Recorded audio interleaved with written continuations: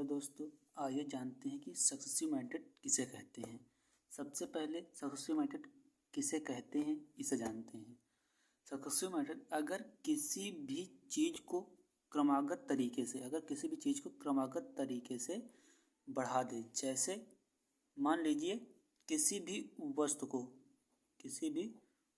को 10% से बढ़ा दिया जाता है, फिर उसी इनकम में 20% और बढ़ा दिया जाता है। उसी इनकम में 20% और बढ़ा दिया जाता है तो वस्तु को लगातार बढ़ाने को ही सक्सेसिव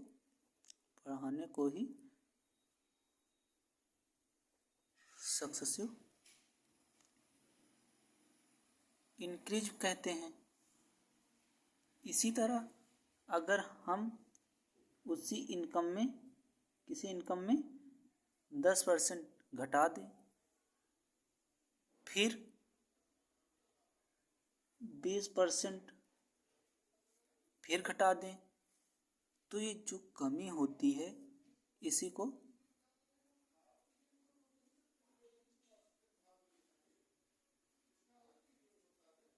सक्सेसिव डिक्रीज कहते हैं। सक्सेसिव को हम दो टर्म के लिए निकालते हैं। सक्सेसिव को हम 3 टर्म के लिए भी निकालते हैं। सक्सेसिव में परसेंटेज सक्सेसिव निकालने के लिए सबसे पहले इसमें 2 मेथड होते हैं, एक इंटीजर मेथड और एक रेशियो मेथड। इंटीजर मेथड में जैसे 1%,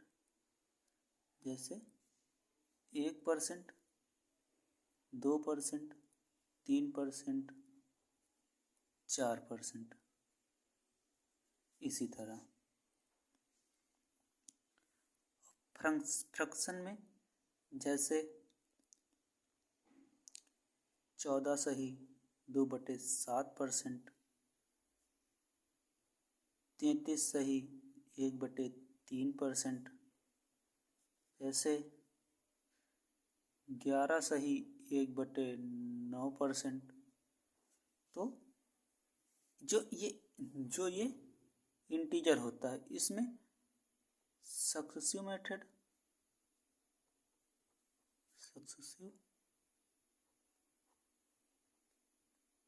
मेथड का यूज करते हैं, और जो फ्रैक्शन होता है इसमें रेशियो मेथड का यूज करते हैं। चल एक्सप्लेन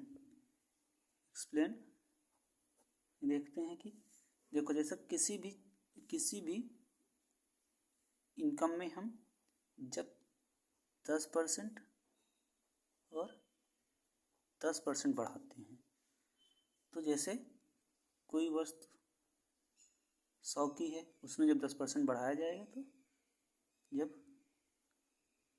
10% बढ़ाया जाएगा तो 110 की हो जाएगी। अगर फिर इसको 10% फिर से इंक्रीज किया जाएगा, तो ये 100 में नहीं, ये 110 में इंक्रीज होगी। तो ये 110 में इंक्रीज होने के बाद ये हो जाएगी 121। अब 100 से कितना बढ़ा? 121 हुआ। कितने परसेंट बढ़ा? 21%। ये 21% कैसे आया, कहाँ से आया, यही जानने हम लोगों को है। उसके लिए मेथड है सक्सेसिव मेथड।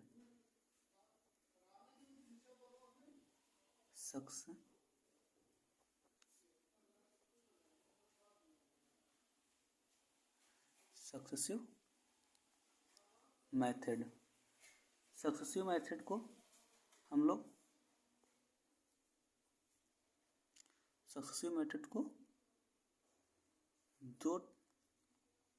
दो टर्म्स और 3 टर्म्स के लिए देखते हैं। पहले हम लोग 2 टर्म के लिए देखते हैं। जनरली दो टर्म को देखने के लिए इसका, जैसे किसी वस्तु को हम 10% से बढ़ा दिए और दूसरी वस्तु को हम 20% से घटा दिए। जब एक वस्तु बढ़ी और एक वस्तु घटी होती है तो उसके लिए फार्मूला है a plus B plus a into B upon 100%। तब देखो, जब एक वस्तु बढ़ी एक वस्तु घटी है तब उसके लिए ये फार्मूला। चलिए इसमें रख के देखते हैं। जैसे 10% बढ़ा तो प्लस का 10, 20% घटा तो माइनस का 20, फिर प्लस a इंटू माइनस का b अपॉन 100, ये परसेंटेज। तो जब 10 में 20 है तो माइनस का 20, माइनस का 10, फिर माइनस गुणे प्लस, माइनस एक जीरो से एक जीरो, एक जीरो से एक जीरो, कितना बचा 2। ये कितना आया माइनस का 12%, कितना माइनस का 12% घटा है। अगर किसी वस्तु को, अगर मतलब दोनों रेट मान लो कि 10%, 20% दोनों को बढ़ा दिया जाए। जब दोनों को बढ़ा दिया जाए तो उसके लिए यूज होता है सक्सेसिव मेथड। सक्सेसिव मेथड होता क्या है, जैसे कि मान लो कि कोई 1% और दूसरी वस्तु 2% से बढ़ा दी जाती है। इस तरीके से 2-4 देखते हैं। एक 3% हो गया, 5% हो गया, 9%, 10%, 11%, 3%, 10%, 20%। पहले क्या करते हैं हम लोग, जैसे 10% और 20% हैं। पहले क्या करते हैं हम लोग, पहले इनको 10 और 20 को जोड़ेंगे, जितना आएगा उसको आगे लिखेंगे। 10-20 को जोड़ने पर 30 आता, 30, फिर दशमलव लगाएंगे। दशमलव लगाने के बाद इनको दोनों को आपस में गुणा करेंगे। जब गुणा करेंगे तो 10 और 20 का गुणा करेंगे, कितना आएगा 200 आएगा। फिर उसके बाद पीछे से 2 अंक रखना है, आगे का जितना हो उसको उठा के इसमें ऐड करना है, इसमें ऐड करना। तो जब ऐड किया जाएगा तो कितना हो जाएगा 32.00%। इसी तरीके से 11 और 3 में देखा जाएगा तो 11 और प्लस 3 कितना होगा 14। 11 और 3 के जब आपस में गुणा किया जाएगा तो कितना आएगा 33। इसमें लास्ट में कितने दशमलव के बाद अंक हैं, 2 ही अंक हैं, तो इसमें कुछ भी आगे नहीं भेजा जाएगा। इसी तरह के इसमें 9% और 10% में कितना क्या है, जब 9% और 10% को ऐड किया जाएगा तो कितना होगा 19, दशमलव लगाया जाएगा। फिर इनका जो आपस में गुणा किया जाएगा कितना आएगा 90, इनमें परसेंटेज लगाते हैं।